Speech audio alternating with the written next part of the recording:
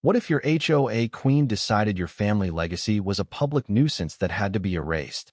What happens when a pearl-clutching Karen turns your quiet ranch into her personal battlefield with fake health scares? And how satisfying is it when the woman who weaponized every rule discovers she built her dream home on your buried rights? It's 6 a.m., and the Colorado foothills are still wrapped in that soft golden haze when the bulldozers growl to life. I'm standing by the gate in my worn boots, coffee gone cold in my hand, watching Karen Whitaker step out of her spotless Audi like she's arriving at a country club brunch instead of a working ranch. Designer heels sink an inch into the mud she'll never admit exists. She waves a thick folder of court papers like they're holy writ. "This hobby farm ends today, Mr. Caldwell," she announces. Voice syrupy sweet for the phone cameras she dragged along. "We simply cannot have livestock odors tanking everyone's resale value in Willow Creek Estates. My name is Ethan Caldwell. 47 acres of prime pasture that my granddad claimed in 1952. 3 generations of Caldwells raising Black Angus, fixing fences by hand, and keeping something real alive while the world went plastic. 2 years ago, cancer took my wife Rachel after 41 years of mornings just like this one. The ranch became my only anchor. Every dawn feeding 23 head of cattle. Every dusk walking the same fence lines where her laugh used to bounce off the hills. We sold grass-fed beef straight to local steakhouses, nothing fancy. Just honest work that fed people and paid the bills. Then Willow Creek Estates sprouted like mold on old wheat fields. 2019. Cookie-cutter mansions. Lawns mowed to HOA specs. Covenants thicker than a Denver phone book. Most neighbors were decent. But every subdivision breeds its own predator. Karen Whitaker, former Denver corporate lawyer, moved in seeking rural charm while demanding it be sanitized, deodorized, and powerless. Manicured nails that had never touched honest dirt. German luxury car worth more than my annual gross. House sitting 800 yards from my nearest pasture. Yet somehow that distance was still an insult. The first certified letter arrived 3 weeks later. Livestock odors negatively impacting property values. I read it twice, then quietly pulled every zoning record, agricultural exemption, and grandfather clause I could find. My land predated their shiny development by 40 years. But Karen wasn't interested in facts. She was interested in winning. So the nuisance lawsuit landed next, claiming health hazards and noise pollution from cattle quieter than her yappy little designer dog. She packed the town council meeting with fresh suburban transplants who'd never stepped in real manure. Her performance was Oscar level, tears in her eyes about protecting our children from agricultural hazards, voice trembling with manufactured concern while her heels clicked like a metronome of doom. The local paper ate it up. Stubborn rancher refuses to compromise with modern neighbors. The temporary restraining order hit like a slap. 500-foot buffer zone that suddenly made a third of my own pasture off limits. 8 head of cattle went to emergency auction for pennies on the dollar. 12 grand evaporated while Karen smiled from her kitchen window like she'd just won the lottery. The community split faster than a dry creek bed. Hardware store customers from Willow Creek mysteriously stopped coming. The diner developed invisible battle lines. Old-timers slipped me free supplies and whispered, "Hang in there, Ethan." Some of us remember when this valley meant something.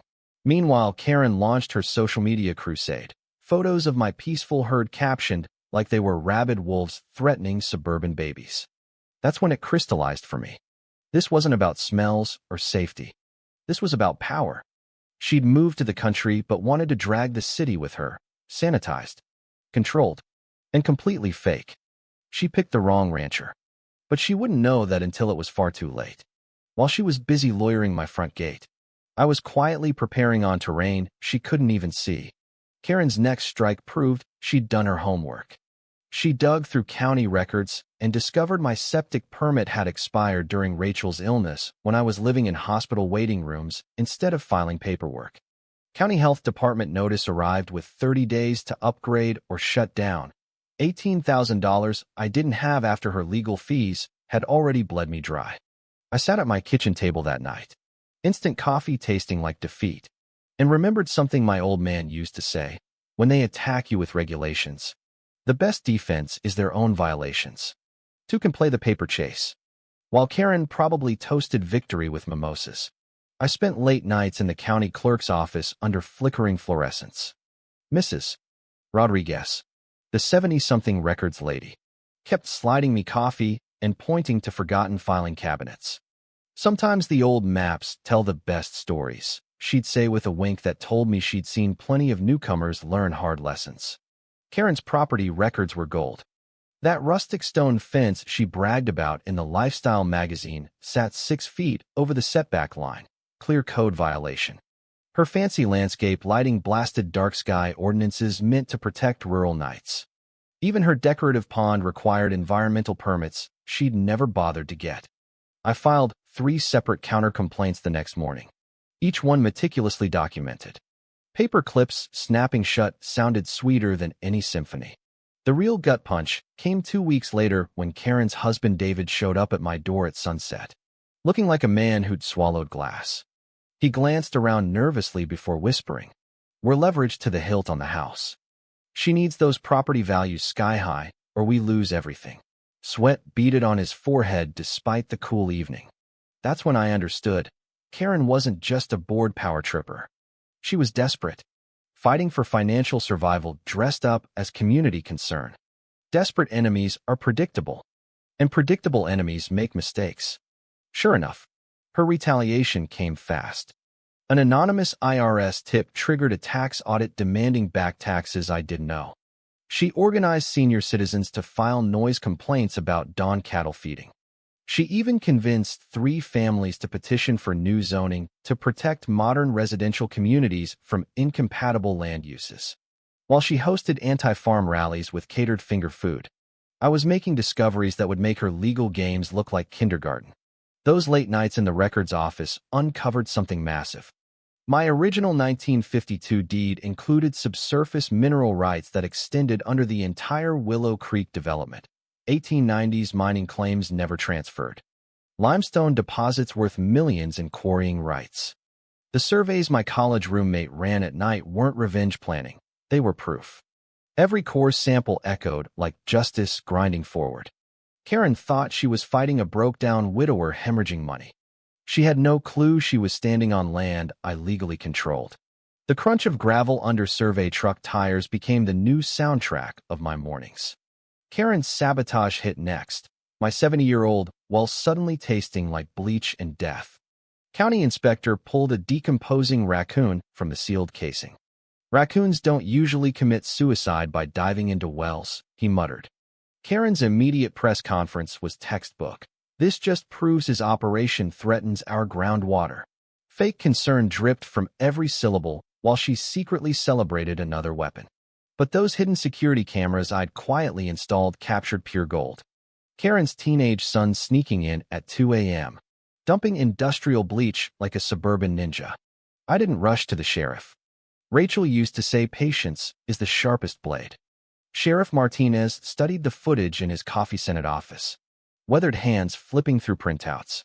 "Water tampering's serious," he said quietly. "But sometimes you catch bigger fish by letting the little ones swim longer."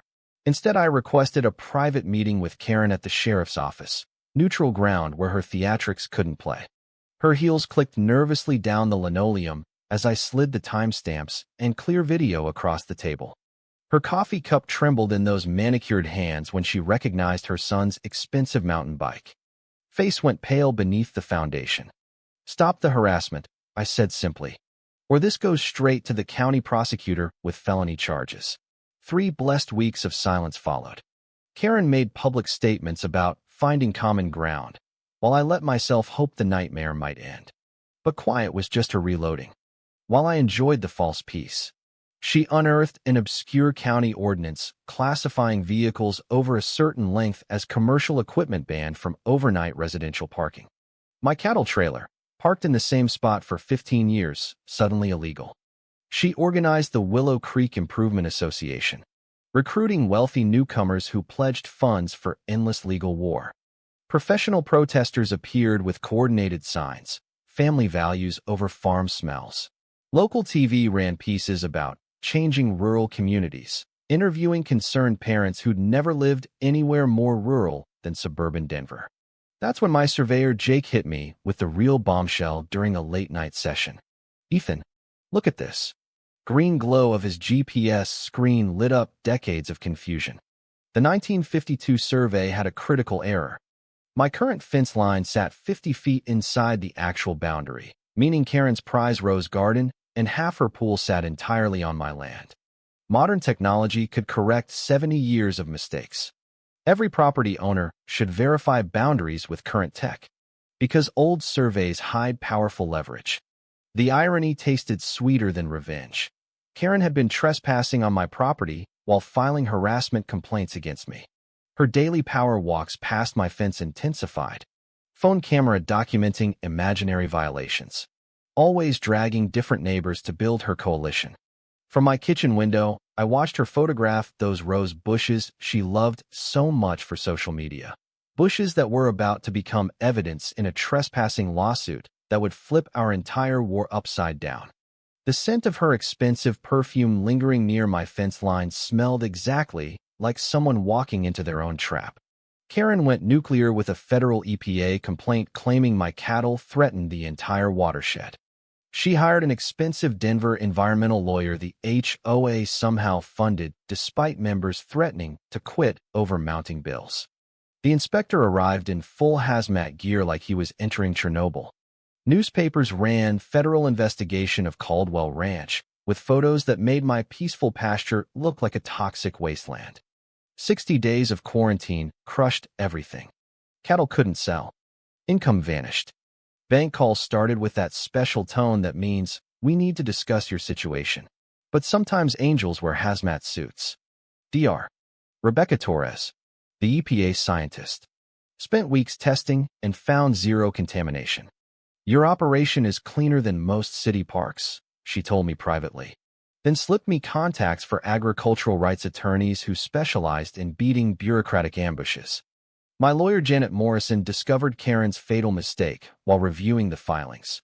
She had submitted falsified environmental data claiming runoff levels 400% higher than reality, a federal crime carrying prison time and six-figure fines. Karen's final desperate play revealed total breakdown. She filed a restraining order claiming I'd threatened agricultural terrorism based on supposedly menacing statements.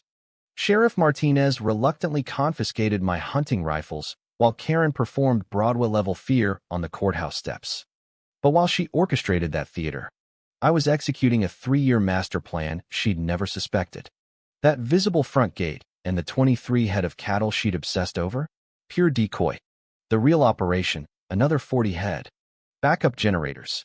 Secondary water systems, hummed invisibly 200 yards away behind natural ridges, accessible only through conservation roads I'd quietly built. While she filed complaints about the hobby farm, my actual business operated completely off her radar. Janet spread documents across my kitchen table like battle plans.